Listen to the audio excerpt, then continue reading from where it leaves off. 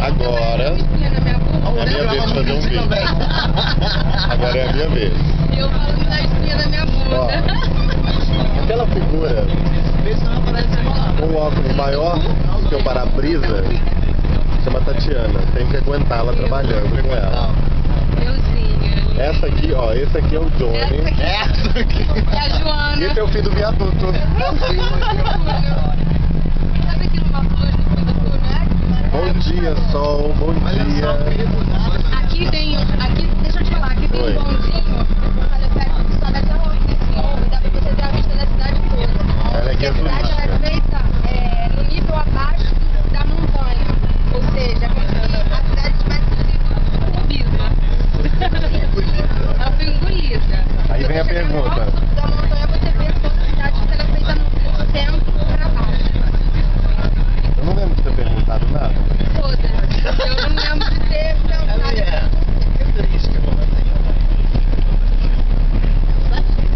Aquilo é fábrica de polvilho?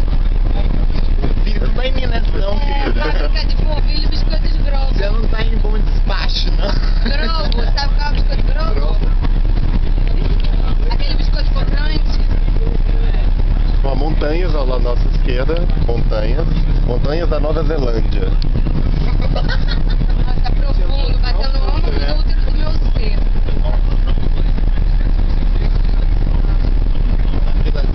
E agora Os barranco. ônibus tá um calor do caralho, lá fora tá um frio geral. Barranco da Nova Zelândia. É um ônibus da Nova Zelândia. Nossa, Tem infraestrutura.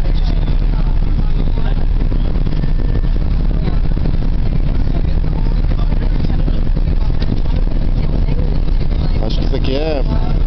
sei lá o que é isso. Plantas.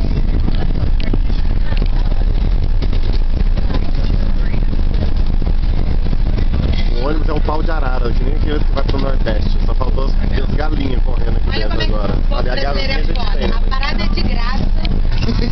Ele tá indo pro centro da cidade de graça. Mas não deixa de ser um pau de arara. Ele já tá reclamando. Esse negócio é estufado, mais cheiroso no Brasil, tá reclamando. Agora tá É verdade, seu cu vai andar de jegue, cara. É pó, mas é limpinho, viu? Whitney Houston. Bonito. Chega.